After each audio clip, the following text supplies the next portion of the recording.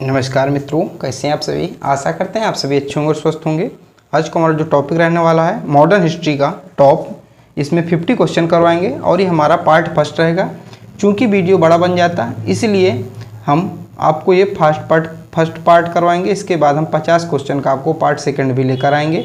इसके पहले हम आपको दिखा दें, एक रूपरेखा आपको तैयार कर दें कि हमारे क्वेश्चन का पहले विस्तारित रूप तथा विद फोटो आपको एक्स्ट्रा फैक्ट के साथ हम इसमें करवाने वाले हैं। ठीक है, इसी प्रकार में जियोग्राफी की भी आपको प्लेलिस्ट मिल जाएगी मेरे चैनल पे, इस प्रकार आप उसको भी देख सकते हैं। तो चलिए शुरुआत करते हैं वीडियो की एक कमेंट के साथ। तो कुछ दिन पहले एक कमेंट आया था, हमने एक वीडियो अपलोड किया था मॉडर्न हिस्ट्री का, तो एक कमेंट आया था।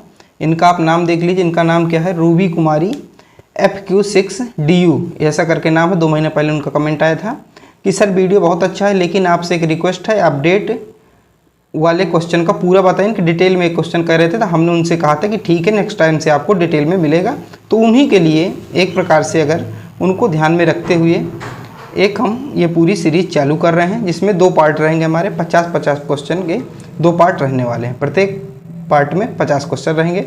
ये मॉडर्न हिस्ट्री के रहने वाले हैं। आप क्वेश्चन का लेवल देखिए, डिटेल देखिए, बेस्ट एक्स्ट्रा फैक्ट ट्रिक के साथ हम आपको याद भी कराते चलेंगे। तो चलिए शुरू करते हैं बिना किसी देरी के। तुम्हारा पहला क्वेश्चन है, किस वायसराय ने बंगाल विभाजन किया था। तो निम्नलिखित किस वायसराय ने बंगाल विभाजन किया था। तो इसका सही उत्तर क्या होगा, इसका सही उत्तर होगा option number A, Lord Curzon. यानी कि लॉर्ड कर्जन के द्वारा बंगाल विभाजन किया गया था। तो आपको इतना याद रखना है। अब देखिए लॉर्ड कर्जन के बारे में थोड़ा सा देख लेते हैं। क्या है लॉर्ड कर्जन का अंग भंग, इसी को बंगाल विभाजन को ही अंग भंग इसके बारे में आंदोलन के बारे में भी जाना जाता है। लॉर्ड कर्जन ने 20 जुलाई 1905 को बंगाल के विभाजन की घोषणा की थी। कब की थी, डेट भी आपको याद रखना है। तो 20 जुलाई 1905 को इसकी घोषणा की थी। विभाजन 16 अक्टूबर 1905 को हो गया था। ठीक है, घोषणा की थी 20 जुलाई को और 16 अक्टूबर को विभाजन हो गया था। लॉर्ड कर्जन ने 1898 से लेकर 1905 तक ये भारत के क्या थे, वायसराय बने थे। अब अगला, अब इसके बाद देखिए बंगाल विभाजन तो हो गया, लेकिन एक क्वेश्चन यहाँ से पूछा था कि बंगाल विभाजन जब हो गया तो इसको रद्द किसने कर दिया था। तो बंगाल विभाजन को रद्द किसने किया था, ये भी मैं आपको यहाँ पे बताऊंगा। तो वही बात है कि 20 जुलाई को किया था, 16 अक्टूबर को बंगाल विभाजन हो गया था और 6 साल बाद ये रद्द कर दिया गया था। और 6 साल बाद किसके द्वारा रद्द कर दिया गया था, 1911 में बंगाल विभाजन को रद्द किया गया कि किसके द्वारा, लॉर्ड हार्डिंग के द्वारा जो है 1911 में बंगाल विभाजन को रद्द कर दिया गया था। तो कर्जन के द्वारा बंगाल विभाजन लागू किया गया था और हार्डिंग के द्वारा 1911 में लगभग 6 साल बाद जो इसको रद्द कर दिया गया था। तो एक क्वेश्चन की ये इतना एक्स्ट्रा फैक्ट आपके लिए पर्याप्त है, आपको इतने से बाहर मुश्किल है पूछने को आए। ठीक, अगला वर्ष 1885 में कांग्रेस की स्थापना किसके द्वारा की गई थी। तो किसके द्वारा के कांग्रेस स्थापना की गई, तो ए हुम के द्वारा की गई थी। ऑप्शन नंबर 1 हमारा सही उत्तर होगा, ए हुम के द्वारा जो कांग्रेस की स्थापना की गई थी। तो 28 दिसंबर 1885 को भारतीय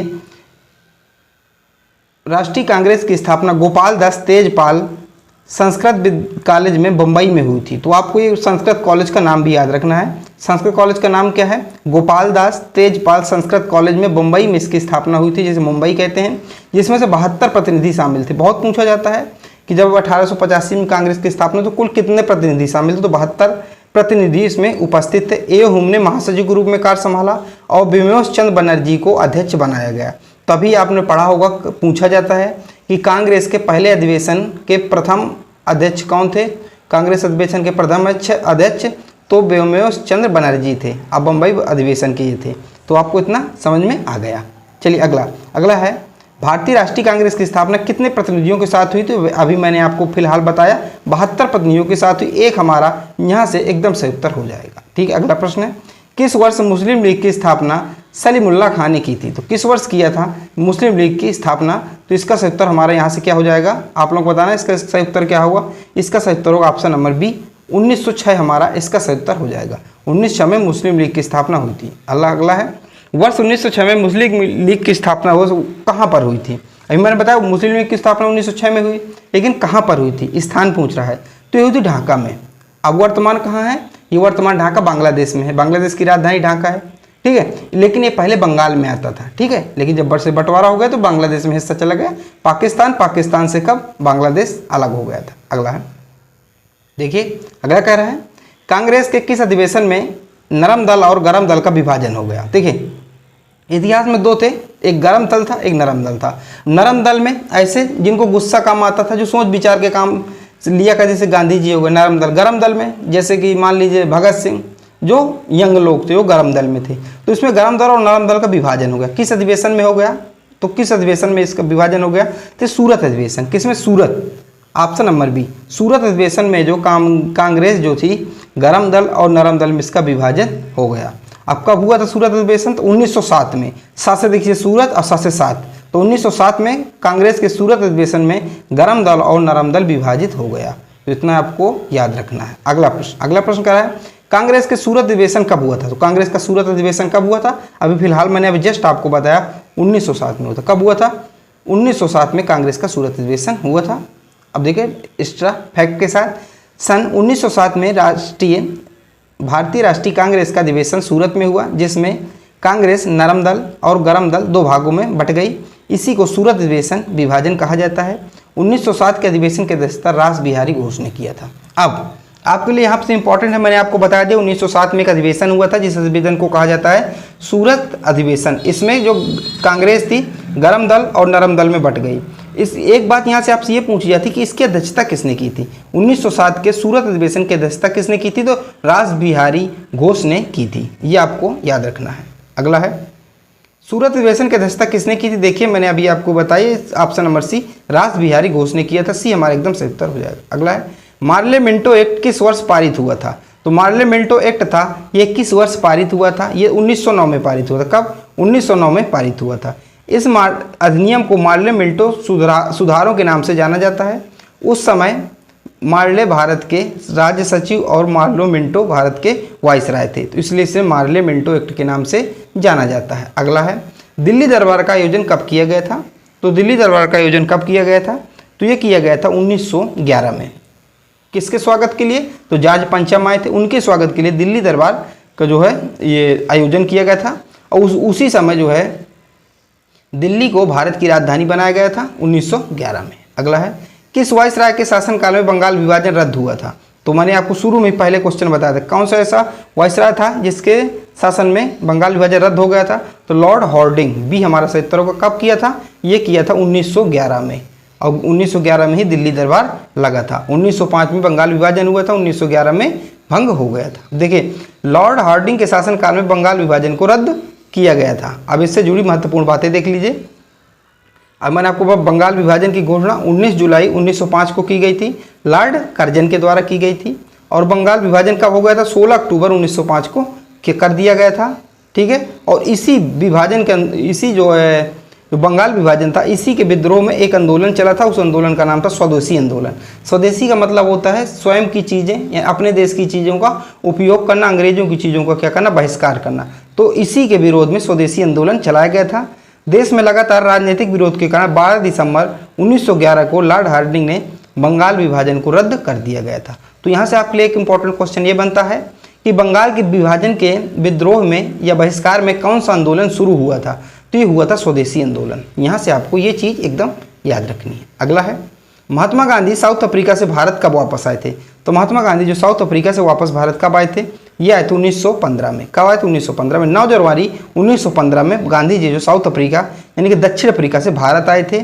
और इसी उन्हीं की याद में जो हर साल 9 जनवरी को भारतीय प्रवासी दिवस के रूप में भी मनाया जाता है। ये आपको नीचे यहाँ पे लिखा दिख रहा होगा येलो रंग से। अगला है कांग्रेस का लखनऊ अधिवेशन कब हुआ था? तो कांग्रेस का जो लखनऊ अधिवेशन ये 1916 में हुआ था। कब हुआ था? 1916 में हुआ था। इसके अध्यक्ष कौन थे?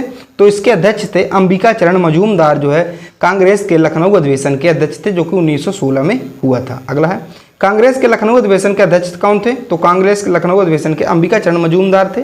चूंकि मैंने अभी आपको तुरंत बताया, ये हमारे यहाँ से सही उत्तर होगा। अगला है 1916 में होम रूल लीग का नेतृत्व किसने किया था? तो होम जो है रूल लीग का नेतृत्व 1916 में जो हुआ था, ये किसने किया था? तो ये किया था एनी बेसेंट और बाल गंगाधर तिलक ने।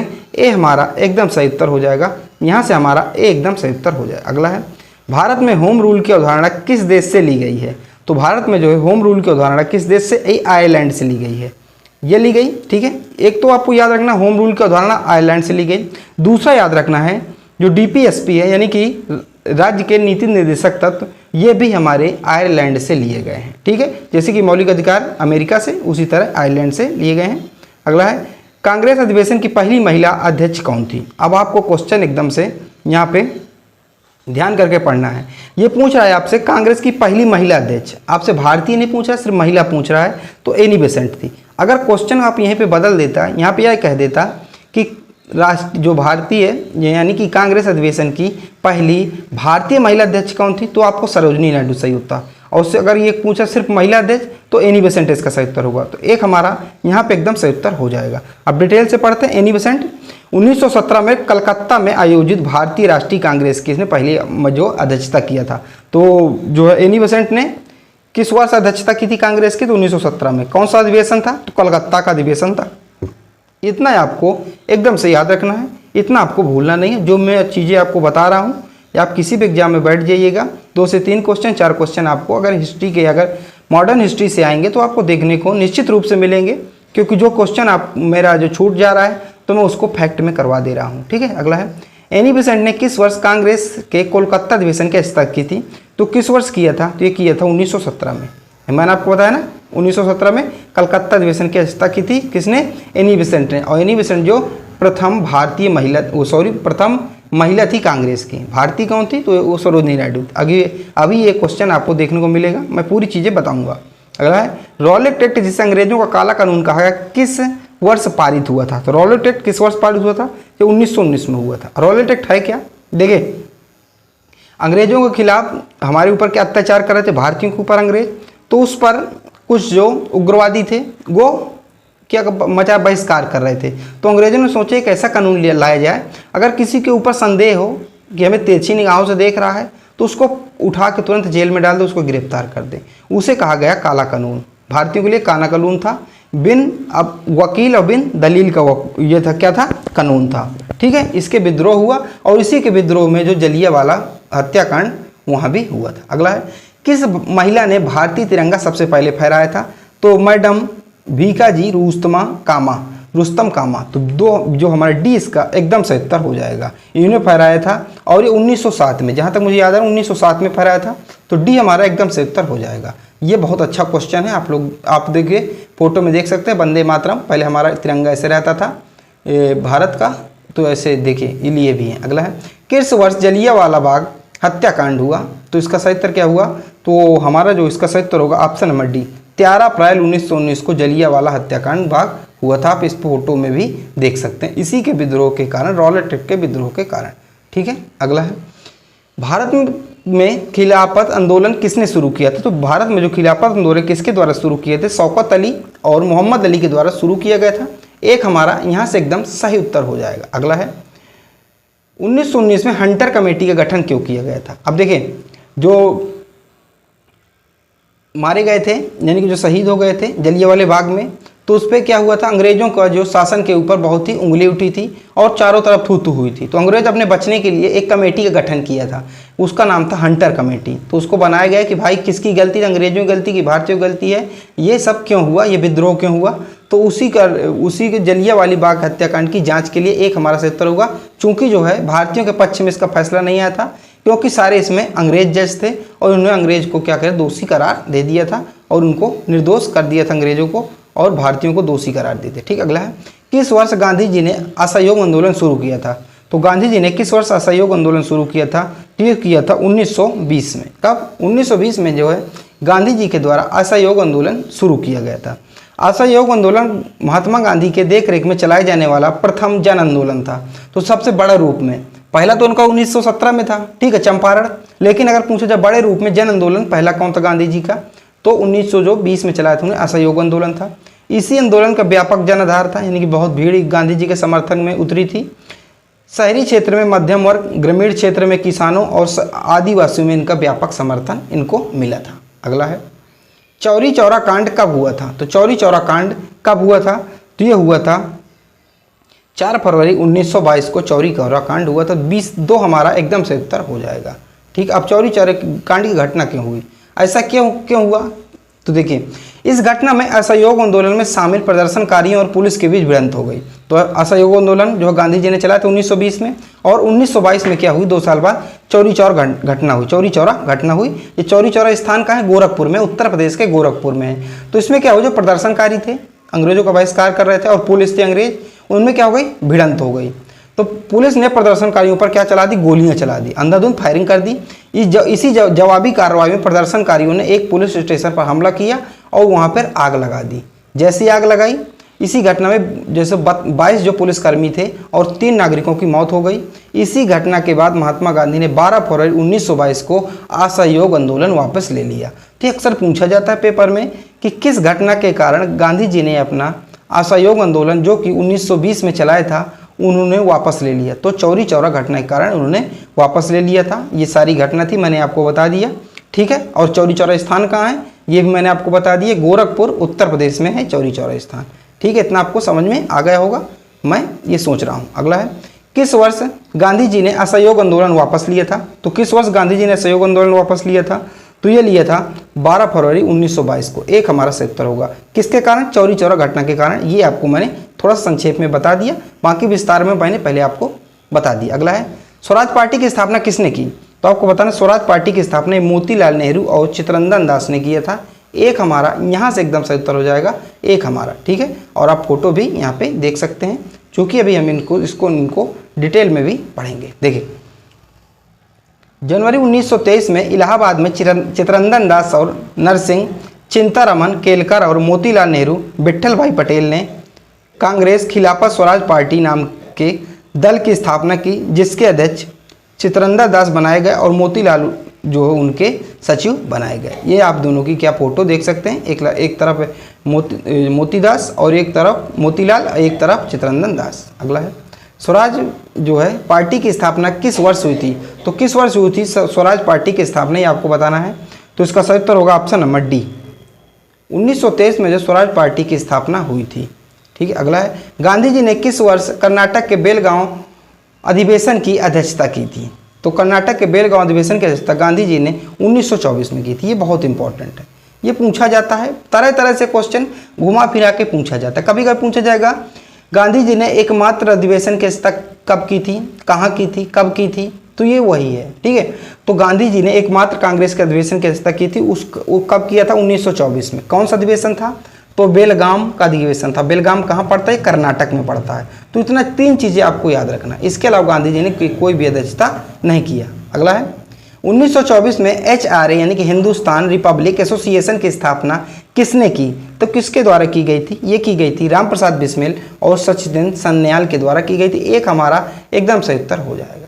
अब देखिए, थोड़ा सा इनके बारे में डिटेल में पढ़ते हैं। Hindustan socialist Republic association HRA, Hindustan Republic association की स्थापना अक्टूबर 1924 में भारतीय स्वतंत्रता संग्राम के क्रांतिकारी राम प्रसाद बिस्मिल, योगेश चंद्र चटर्जी, चंद्रशेखर आजाद और सचेंद्र नाथ सल्यान के द्वारा कानपुर में की गई थी। कहाँ, कानपुर में की गई थी। तो स्थान पूछ ले तो आपको स्थान भी बता देना है। अगला है, ककोरी ट्रेन एक्शन की घटना किस वर्ष हुई थी।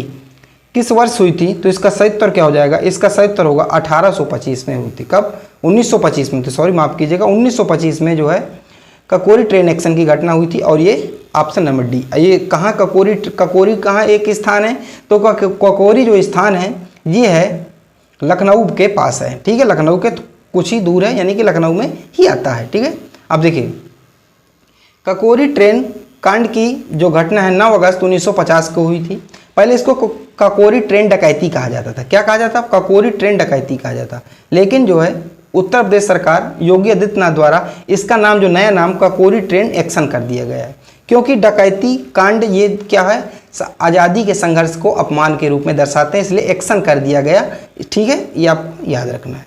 तो अगर आपसे पूछा जाए ककोरी ट्रेन डकैती या कांड का नया नाम क्या है, तो एक्शन कर दिया गया। अगला है, भारतीय राष्ट्रीय कांग्रेस की पहली भारतीय महिला अध्यक्ष कौन थी। तो पहली भारतीय महिला अध्यक्ष पूछा जा रहा है तो सरोजिनी नायडू आपको एकदम से टिक कर देना। अगर सिर्फ पूछे पहली महिला अध्यक्ष तो एनी बेसेंट, भारतीय महिला अध्यक्ष तो सरोजिनी नायडू। अब देखिए इनके बारे में भी थोड़ा सा हम देख लेते हैं, ठीक है। सरोजिनी नायडू भारतीय राष्ट्रीय कांग्रेस की पहली भारतीय महिला अध्यक्ष बनी। वह 1925 में, कब 1925 में कानपुर अधिवेशन में अध्यक्षता किया था कांग्रेस की। इतना भी आपको 1925 में कानपुर अधिवेशन की अध्यक्षता जो किसने किया था, तो किया था सरोजिनी नायडू ने। और भारत की पहली महिला राज्यपाल भी सरोजिनी नायडू थी। ये उत्तर प्रदेश की राज्यपाल बनी थी और भारत कोकिला के नाम से भी सरोजिनी नायडू को जाना जाता है। तो ये 4 फैक्ट जो हैं इनको आपको विशेष रूप से याद रखना है। अगला है, वर्ष 1925 में भारतीय राष्ट्रीय कांग्रेस के कानपुर अधिवेशन की अध्यक्षता किसने किया था, तो मैंने आपको बताया ये किया था सरोजिनी नायडू ने। एक हमारा यहाँ से सही उत्तर हो जाएगा। अगला है, साइमन कमीशन भारत कब आया था, कब आया था साइमन कमीशन भारत, तो इसका सही उत्तर होगा ऑप्शन नंबर सी। देखिए, अगर आपसे पूछे साइमन कमीशन कब बन गया था, यानी कि निर्माण कब हुआ था, गठन कब हुआ था, तो 1927। भारत कब आया था, ये 1928 में जो है भारत आया था। साइमन कमीशन था क्या, साइमन कमीशन एक ऐसा रूल अंग्रेज सोच रहे थे जो है भारतीय लोगों को दबाने के लिए कि जो प्रदर्शनकारी हैं, विद्रोहकारी, उनको दबा दिया जाए। तो उसमें एक ग्रुप बनाया गया, एक कमीशन बनाया गया, जिसमें से क्या थे, जो भारतीय पूरे अंग्रेज थे, उसमें से एक भी भारतीय नहीं था।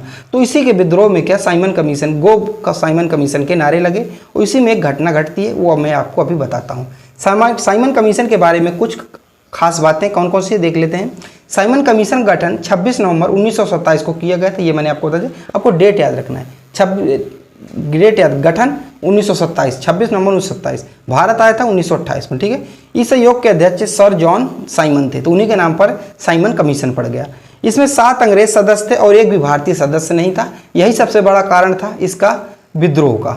साइमन कमीशन ने 27 अगस्त 1930 को अपनी रिपोर्ट पेश किया। अब भारत आया 1928 को, ठीक है। अगला है, किस क्रांतिकारी की मृत्यु साइमन कमीशन के विद्रोह के दौरान लाठीचार्ज में हो गई थी, तो लाला लाजपत राय। तो हमारा एक ऑप्शन इसका सही उत्तर हो जाएगा। इन्होंने क्या किया था, इन्होंने इसका विद्रोह किया था और जवाबी हमले में जो है अंग्रेजों ने लाठियां बरसाई थी, जिनमें इनकी क्या हुई थी, ये शहीद हो गए थे, बलिदान हो गए थे। तो इनका एक वाक्य बहुत है, फेमस है, वो कहा जाता, मुझ पर की गई लाठियां किसी न किसी समय ब्रिटिश साम्राज्य की अंतिम सांस में कीलों के समान साबित होंगी। तो ये इनकी बहुत ही इंपॉर्टेंट लाइन है, ठीक है। और ये हमारे सामने लाला लाजपत राय दिख रहे हैं। अगला है, 1928 में किसने बारदोली सत्याग्रह का नेतृत्व किया था, तो जो बारदोली सत्याग्रह का नेतृत्व है ये किया गया था ऑप्शन नंबर 1 सरदार वल्लभ भाई पटेल के द्वारा। इनका योगदान में, इनका जो है आज़ादी में भी बहुत बड़ा योगदान है। आज़ादी में कहें और यूँ कहें कि भारत पाकिस्तान में इनका भी बहुत बड़ा योगदान है। अगला है, देखिए 1928 में हुए बारदोली सत्याग्रह का नेतृत्व तो सरदार वल्लभ भाई पटेल ने किया था। अब कौन कौन सी मुख्य बातें हैं, इन मुख्य बातों को हम थोड़ा संक्षेप में समझेंगे। यह आंदोलन गुजरात के बारडोली में हुआ था। अब बारडोली कहाँ है, गुजरात में है, ठीक है। यह प्रमुख किसान आंदोलन था। इस आंदोलन की शुरुआत 12 जून 1928 को हुई थी। इस आंदोलन की सफलता के बाद यहाँ की महिलाओं ने वल्लभ भाई पटेल को जो है सरदार की उपाधि दी गई थी। तो ये आपके लिए बहुत इंपॉर्टेंट लाइन बन जाती है। यहाँ से पूछा जाता है कि सरदार की उपाधि किस आंदोलन में मिली तथा किसने दिया, तो किस आंदोलन में, बारदोली आंदोलन में मिला जो गुजरात में है 1928 में। और किसने दिया, तो वहाँ की बारदोली की जो महिलाएं थी, वहाँ की महिलाओं ने उनको सरदार की उपाधि दिया। इतना आपको समझ में आ गया होगा। अगला है, सरदार वल्लभ भाई पटेल को, यानी कि वल्लभ भाई पटेल को सरदार की उपाधि किसने दिया था, तो सरदार की उपाधि किसने दी थी, ये मैंने अभी आपको बताई है, तो बारदोली की महिलाओं ने दिया था। तो हमारा जो है डी हमारा एकदम सही उत्तर हो जाएगा। अगला है, अगला प्रश्न कर हमारा 1929 के कांग्रेस के लाहौर अधिवेशन की अध्यक्षता किसने की, जिसमें पूर्ण स्वराज की मांग की गई थी। तो पूर्ण स्वराज की जिसमें मांग की गई थी, तो ये किसने किया, तो उसका सही उत्तर हो जाएगा option number C, Pandit Jawaharlal Nehru ने किया। सी हमारा एकदम सही उत्तर हो जाएगा, ठीक है। लाहौर अधिवेशन 1929, ठीक। अगला, किसने फिनिक्स फॉर्म की स्थापना की, तो किसने जो है फिनिक्स फॉर्म की स्थापना की थी, ये आपको बताना है। तो ये किया था गांधी जी ने। कहाँ किया था, ये साउथ अफ्रीका में गांधी जी ने फिनिक्स फॉर्म की स्थापना किया था, ठीक है। अगला है, गांधी जी ने नमक सत्याग्रह की शुरुआत कहाँ से की, तो नमक सत्याग्रह की शुरुआत गांधी जी ने कहाँ से किया था, तो ये किया था साबरमती से। कहाँ से किया था, साबरमती से। दूसरा हमारा एकदम सही उत्तर हो जाएगा। आइए इसके बारे में थोड़ा सा हम विस्तार से पढ़ते हैं। महात्मा गांधी ने नमक सत्याग्रह या दांडी मार्च की शुरुआत 12 मार्च 1930 को अहमदाबाद के साबरमती आश्रम से की। अब यहाँ से एक एक लाइन आपके लिए इंपॉर्टेंट है। कब से शुरुआत की, तो 12 मार्च 1930 से अहमदाबाद के साबरमती आश्रम से की। यह अहिंसक सविनय अवज्ञा का एक हिस्सा था। इस यात्रा में गांधी जी के साथ कितने 79 यानी कि 79 साथी थे। यह यात्रा 24 दिनों तक चली और 6 अप्रैल 1930 को दांडी पहुंची। दांडी पहुंचने के बाद गांधी जी ने समुद्र पर तट पर नमक कानून तोड़ा था। तो ये यात्रा 24 दिनों तक, लगभग 24 दिनों तक, यानी कि 12 मार्च 1930 से शुरू होकर 6 अप्रैल 1930 तक ये चली थी। और गांधी जी ने इसे गरीबों का संघर्ष कहा। ये पूछा जाता है कि गरीबों का संघर्ष गांधी जी ने किस आंदोलन को या किस सत्याग्रह को कहा है, तो ये था नमक सत्याग्रह। ठीक है, इतना आपको याद रखना है। ठीक, अगला, गांधी जी ने नमक सत्याग्रह की शुरुआत कब की थी, तो कब किया था, तो अभी मैंने आपको पूरी डिटेल में पढ़ा है। तो इसका सही तो 12 मार्च 1930 और 9 अप्रैल 1930 तक इन्होंने किया था। अगला है, गांधी जी ने सविनय अवज्ञा आंदोलन कब शुरू किया था, तो सविनय अवज्ञा आंदोलन गांधी जी ने ये कब शुरू किया था, 1930 में शुरू किया था। कब शुरू किया था, 1930 में शुरू किया था। दूसरा हमारा एकदम सही उत्तर हो जाएगा। अब थोड़ा सा विस्तार में पढ़ते हैं।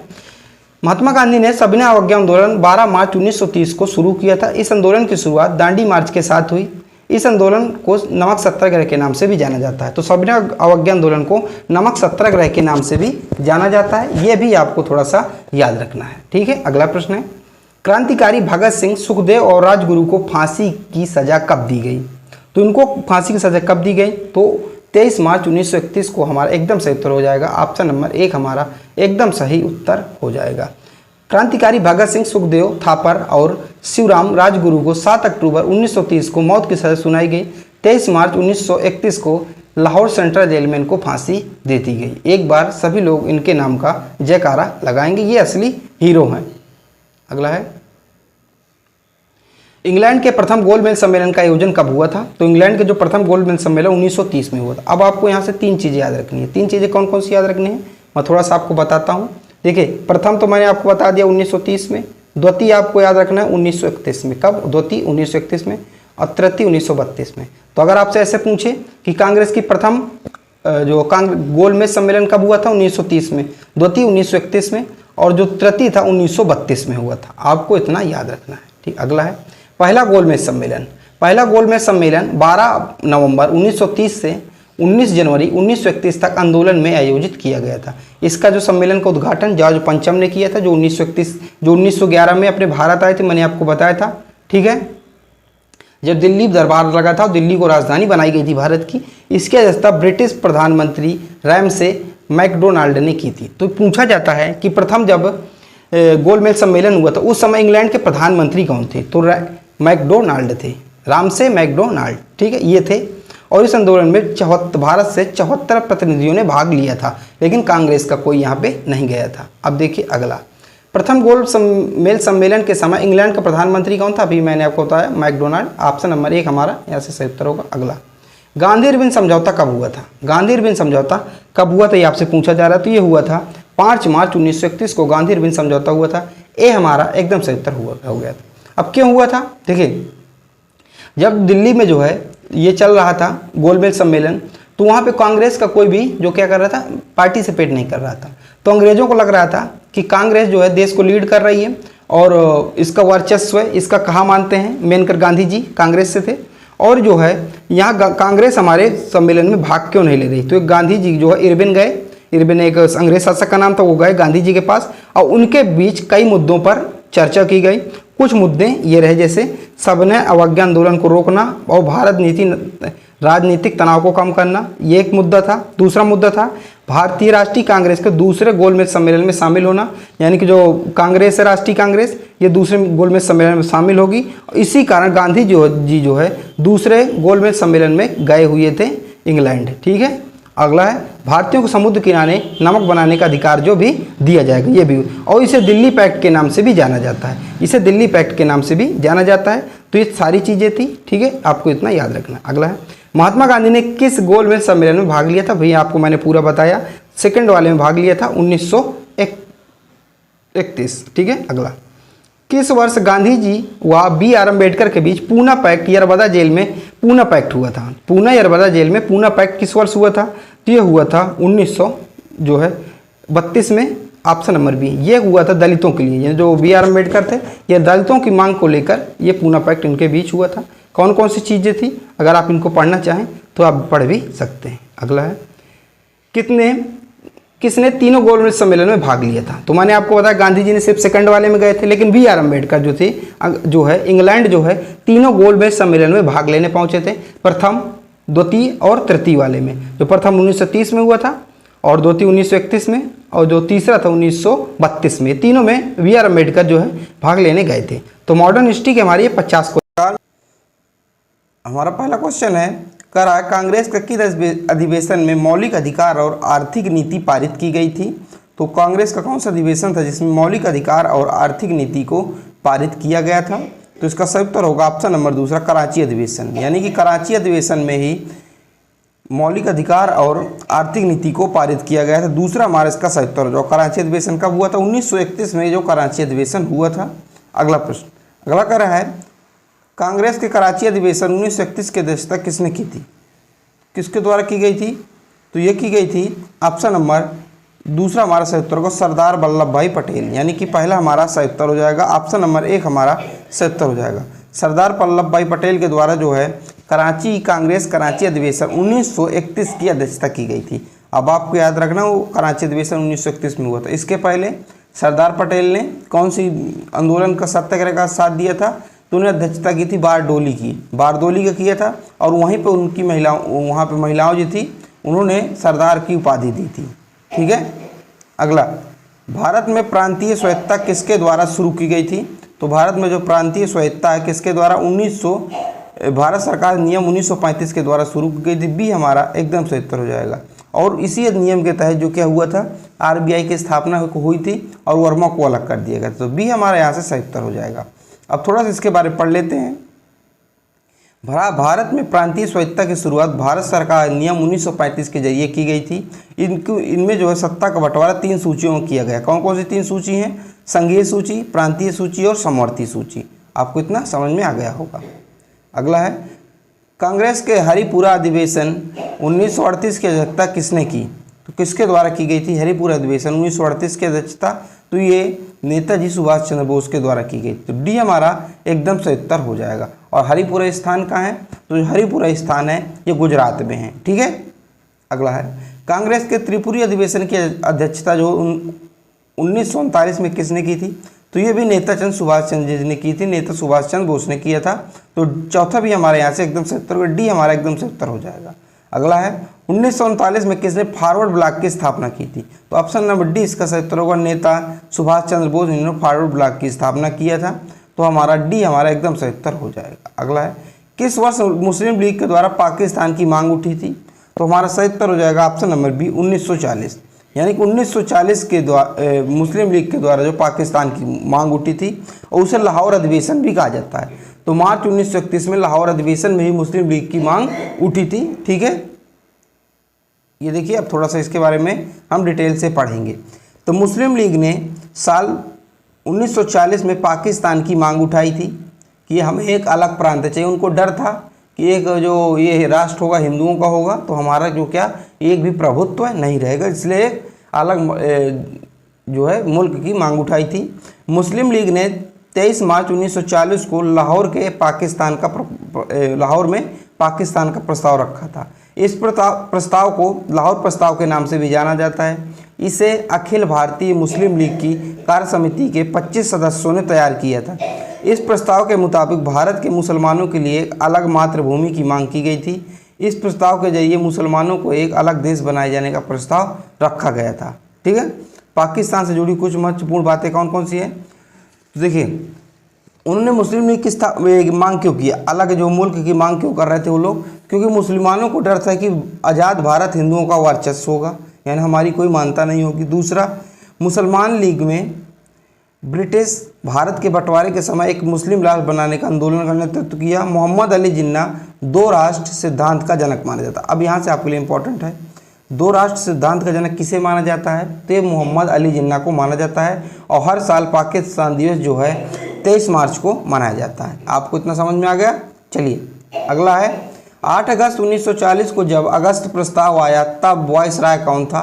तब वायसराय उस समय कौन था? इसका सही उत्तर होगा, इसका सही उत्तर होगा ऑप्शन नंबर हमारा ए, लिन लिथिगो थे। जब अगस्त का प्रस्ताव आया था 1940 में, उस समय वायसराय बहुत पूछा जाता। लेखपाल में जो 2000 अभी किस 22 में हुआ था उसमें पूछा गया था। अगस्त 1940 को जब अगस्त प्रस्ताव आया तब जो भारत के वायसराय लॉर्ड लिन लिथिगो थे। यह प्रस्ताव द्वितीय विश्व युद्ध में भारतीयों का सहयोग हासिल करने के लिए ब्रिटिश सरकार की ओर से रखा गया था। अब देखिए, अंग्रेजी सेना कम पड़ रही थी द्वितीय विश्व युद्ध में, तो अंग्रेजों ने सोचा कि अगर हम भारतीयों को क्या करें, अगस्त प्रस्ताव लाएं, यानी कि उनको ऐसा करें कि हम तुम्हें आज़ाद कर देंगे, तुम हमारा साथ दो द्वितीय विश्व युद्ध में। तो इसलिए ये अगस्त प्रस्ताव आया था भारतीयों को अपनी तरफ शामिल करने के लिए। क्रिप्स मिशन भारत कब आया था, ये भी उसी संबंधित है, मैं आपको बताऊंगा। क्रिप्स मिशन भारत कब आया था, तो 1942 में आया था। तीसरा हमारे क्वेश्चन सी इसका सही उत्तर हो जाएगा, ऑप्शन नंबर सी हमारा सही उत्तर होगा। गांधी जी ने क्रिप्स मिशन को क्या कहा था, तो गांधी जी ने क्रिप्स मिशन को उत्तर दिनांकित चेक कहा। अब देखिए, उत्तर दिनांकित चेक क्यों कहा है, देखिए भाई अंग्रेजों ने कहा कि आप हमारा क्या कीजिए, सहयोग कीजिए द्वितीय विश्व युद्ध में, हम आपको आज़ाद कर देंगे। तो गांधी जी ने कहा इसकी क्या ये है कि गारंटी कि आप हमें आज़ाद ही कर दोगे, एक क्या गारंटी कि आप जीत ही जाओगे। तो इसके में क्रिप्स मिशन आया, ठीक है, क्रिप्स मिशन आया। लेकिन गांधी जी ने कहा कि एक ऐसा ये एक ऐसा वादा है, एक ऐसा चेक है जो कभी बैंक में भुनाया नहीं जा सकता। और दूसरी बात उन्होंने कही, एक डूबते बैंक पर काटा गया पोस्ट डेकेट टाइप चेक है, यानी कि एक क्या है, इनवैलिड चेक है। क्रिप्स मिशन के समय भारत के वाइसराय उस समय गवर्नर जनरल कौन थे, तो भारत के गवर्नर जनरल लॉर्ड लिंथिगो थे, ये भी आपको याद रखना है, ठीक है। अगला, गांधी जी ने किस वर्ष भारत छोड़ो आंदोलन शुरू किया था, तो गांधी जी के द्वारा भारत छोड़ो आंदोलन है 1942 में शुरू किया गया था हमारा। तो सी हमारा यहाँ से एकदम सही उत्तर हो जाएगा, 1942 में गांधी जी के द्वारा भारत छोड़ो आंदोलन शुरू किया गया था, ठीक है। तो गांधी जी ने भारत छोड़ो आंदोलन की शुरुआत 8 अगस्त 1942 को की थी। यह आंदोलन विश्व युद्ध के दौरान शुरू किया गया था। इस आंदोलन को अगस्त क्रांति के नाम से भी जाना। देखिए, जो मेन चीज़ें होंगी मैं आपको बताता जाऊँगा, आपका काम क्या है कि आपको नोट करना। तो जो है भारत छोड़ो आंदोलन का दूसरा नाम भी क्या है, अगस्त प्रस्ताव के नाम से भी से अगस्त प्रस्ताव या अगस्त क्रांति के नाम से भी से जाना जाता है। इस आंदोलन के दौरान महात्मा गांधी ने करो या मरो का नारा भी दिया था, इसमें करो या मरो का नारा भी दिया था, तो ये भी आपको देखो याद रखना है। अगला, शिमला सम्मेलन सभी राजनीतिक दलों का सम्मेलन किस वर्ष शुरू हुआ था, तो किस वर्ष ये शुरू किया गया था, तो ये किया गया था 1945 में शुरू किया गया था। डी हमारा एकदम सही उत्तर हो जाएगा। शिमला सम्मेलन जो है जो 1945 में शुरू किया गया था, ठीक है। अगला प्रश्न है, अगला प्रश्न कह रहा है वर्ष 1951 में किसने भूदान आंदोलन शुरू किया था, तो भूदान आंदोलन किसके द्वारा शुरू किया गया था, तो आचार्य विनोबा भावे। किसके द्वारा, विनोबा भावे के द्वारा, आचार्य विनोबा भावे के द्वारा भूदान आंदोलन शुरू किया गया था। अब भूदान आंदोलन क्यों शुरू किया गया था, देखिए अब तो देश हमारा क्या हुआ, आज़ाद हो गया था, 1947 में आज़ाद हो गया था, बात है 1951 की। जब आज़ाद हो गया था तो जो मजदूर थे यानी कि किसान थे, छोटे किसान थे, उनके पास ज़मीन के एक भी टुकड़ा नहीं था। ज़मीन किसके पास थी, जो बड़े बड़े जमींदार थे उनके पास ज़मीन थी। तो गांव-गांव जाके ढोल बजा के, देख आपको चित्र में आपको दिख रहा होगा, ये लोगों को जागरूक कर रहे थे कि इन किसानों को क्या करो, भूमि दान करो। और एक बहुत बड़ा इसका प्रभाव पड़ा और जमींदारों ने क्या किया, भूमि दान किया और सबके पास धीरे धीरे इस प्रकार भूमि आ गई, ठीक है। अगला है 1885 में भारतीय राष्ट्रीय कांग्रेस का पहला अधिवेशन कहाँ आयोजित किया गया था, ये तो बहुत ही सरल क्वेश्चन होगा आपके लिए। ये मुंबई बॉम्बे में किया गया था। और कांग्रेस की स्थापना किसके द्वारा की गई थी, ये आपको बताना, ए ह्यूम को द्वारा की गई थी। और पहले अध्यक्ष कब बनाए गए थे, पहले अध्यक्ष बनाए गए थे बिमोश चंद्र बनर्जी, और 1885 में ही ये बनाए गए थे जब कांग्रेस की स्थापना हुई थी। और देखिए ए ह्यूम ने, आपको पता है ए ह्यूम नामक अंग्रेज ने 28 दिसंबर 1885 को कांग्रेस की स्थापना की थी। किसकी, कांग्रेस पार्टी की स्थापना की। कलकत्ता हाई कोर्ट के वकील बिमोश चंद्र बनर्जी थे जो कांग्रेस के पहले अध्यक्ष थे। तो ये थे बिमोश चंद्र ये ए ह्यूम, तो इसकी उनकी फोटो है। अगला है इंडिया विंग्स फ्रीडम किसकी आत्मकथा है, तो इसका सही उत्तर होगा हमारा ऑप्शन नंबर सी। क्या उसका सही उत्तर होगा, ऑप्शन नंबर सी। मौलाना अब्दुल कलाम आज़ाद की जो है एक पुस्तक है जिसका नाम है इंडिया विंग्स फ्रीडम, ठीक है। और ये इंडिया विंग्स फ्रीडम आत्मकथा स्वतंत्रता सेनानी मौलाना अब्दुल कलाम आज़ाद की है। यह किताब साल 1959 में प्रकाशित हुई थी।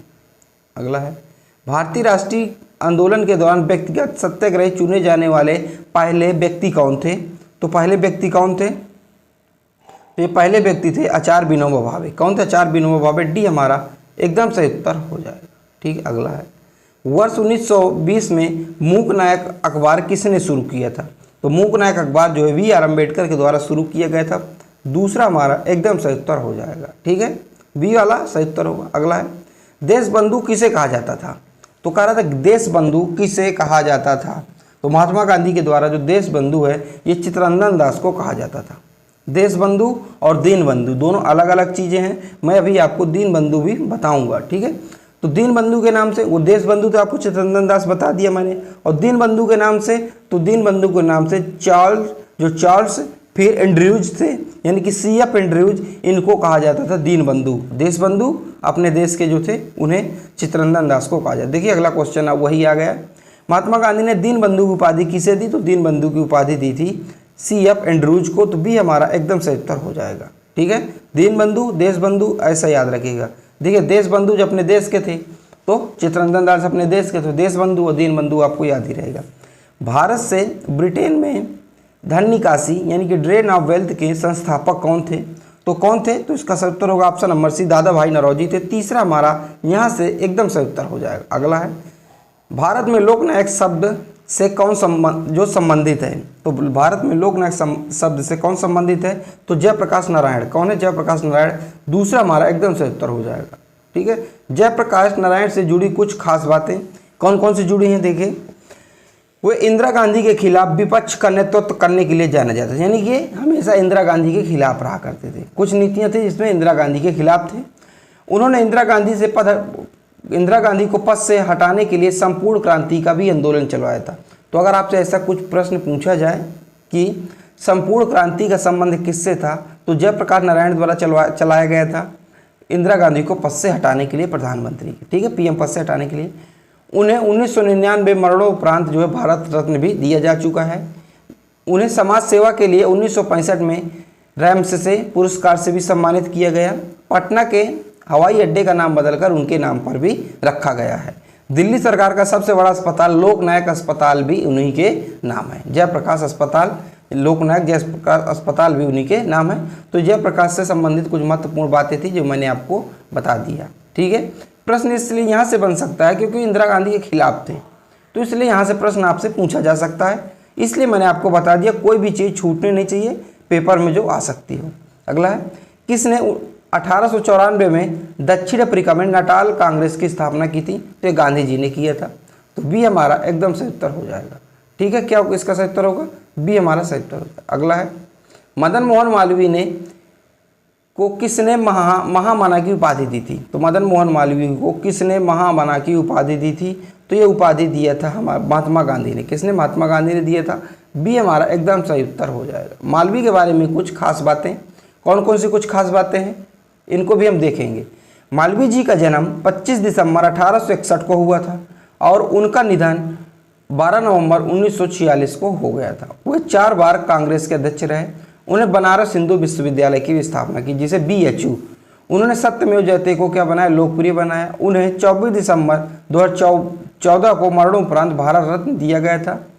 Doctor S. श्री कृष्णन उन्हें कर्मयोगी की उपाधि दी थी। तो कर्मयोगी की उपाधि किसने किसको दी? तो डॉक्टर S. राधाकृष्णन थे।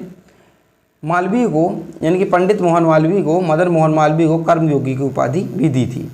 अगला है, सरोजिनी नायडू को भारत कोकिला की उपाधि किसने दी? तो भारत कोकिला की उपाधि जो है महात्मा गांधी ने। बी हमारा यहाँ से एकदम सही उत्तर हो जाएगा, ठीक है।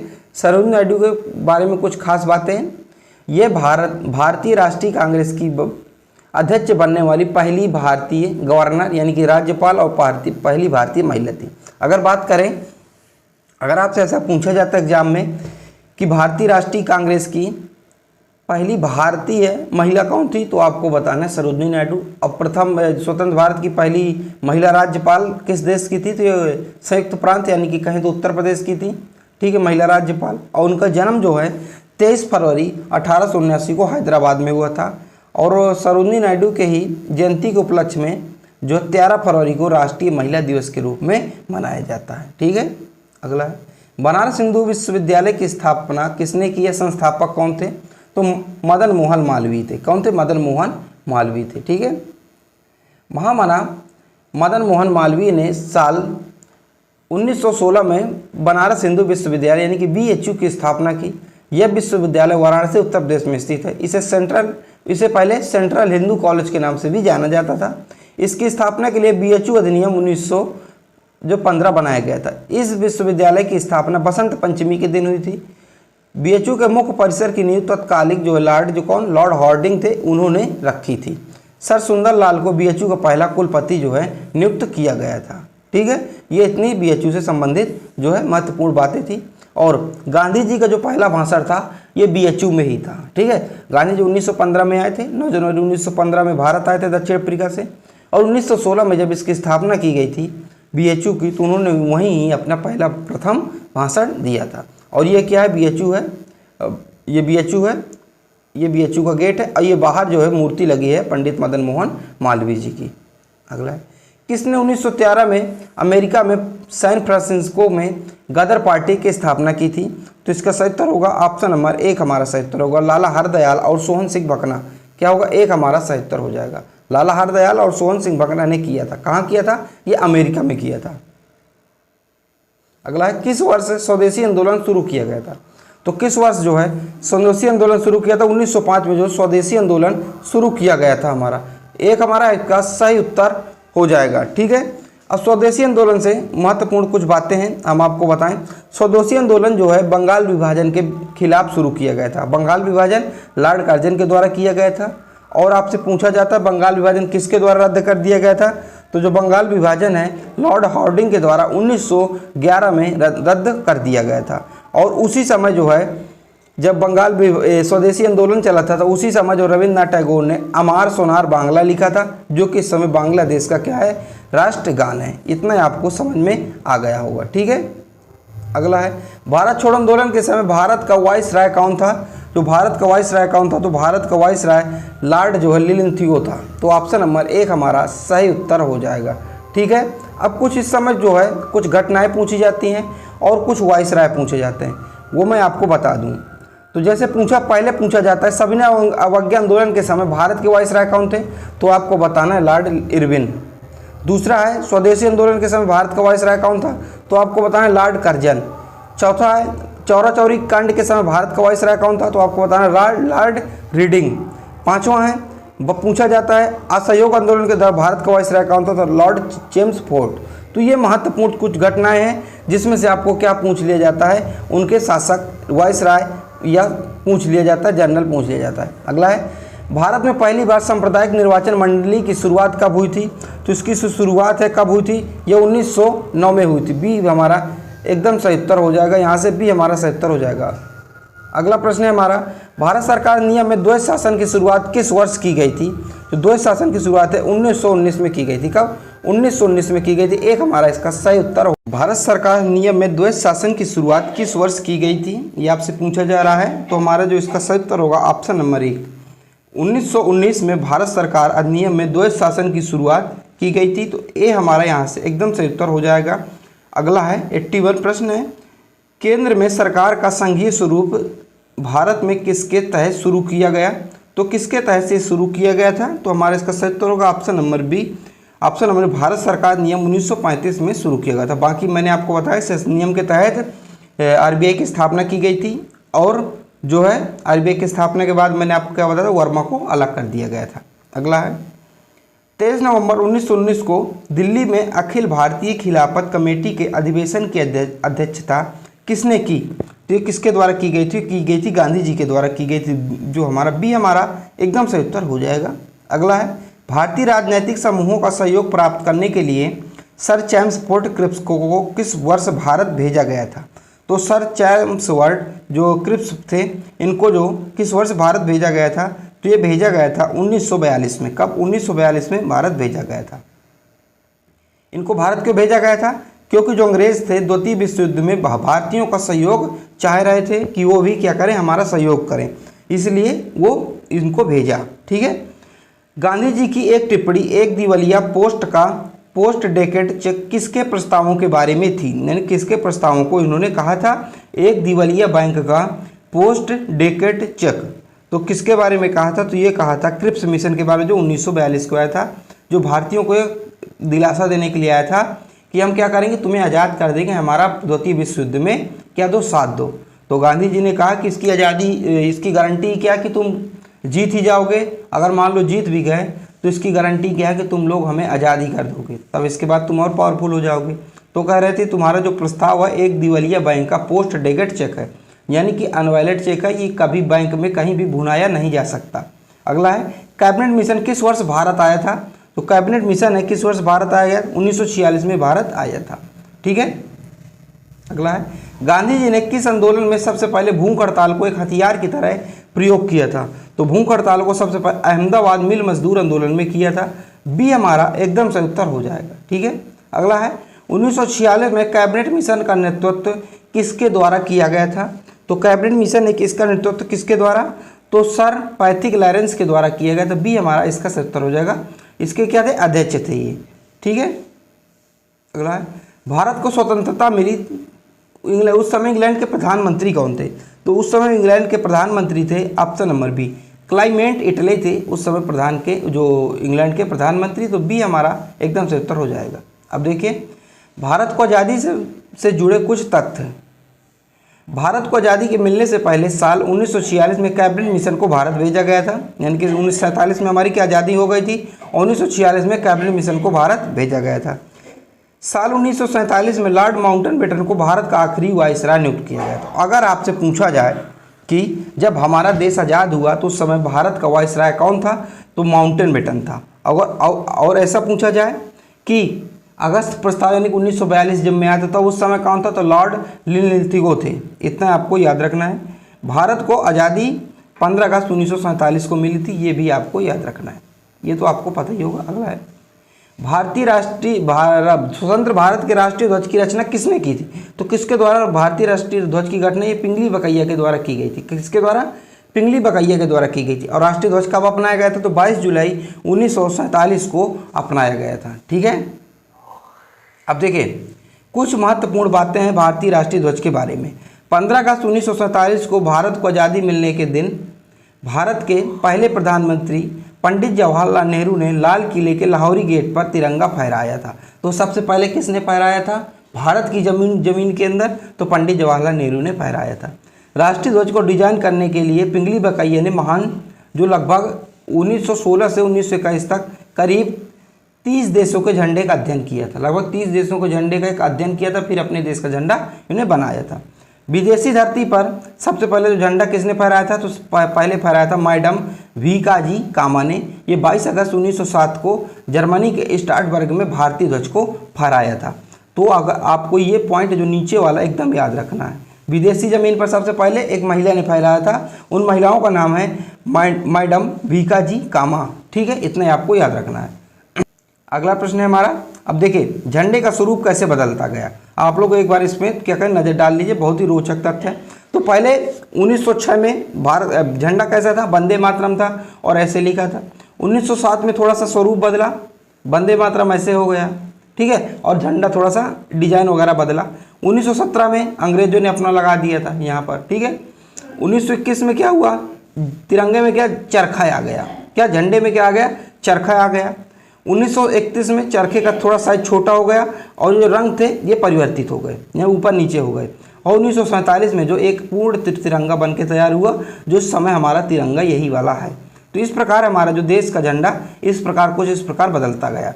अगला है भारतीय राष्ट्रीय ध्वज को कब अपनाया गया? तो भारतीय राष्ट्रीय ध्वज को 22 जुलाई 1947 को अपनाया गया।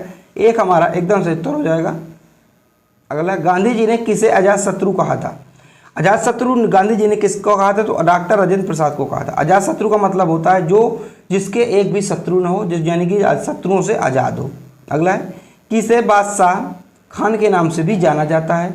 तो खान अब्दुल्ला गफ्फार खां को बादशाह खान के नाम से भी जाना जाता है। एक हमारा एकदम सही उत्तर होगा, ए हमारा एकदम सही उत्तर हो जाएगा। खान अब्दुल्ला गफ्फार खान को बादशाह के नाम के बीच के अलावा भी बाचा खां और सरहदी गांधी जैसे नामों से भी जाना जाता है। ठीक है।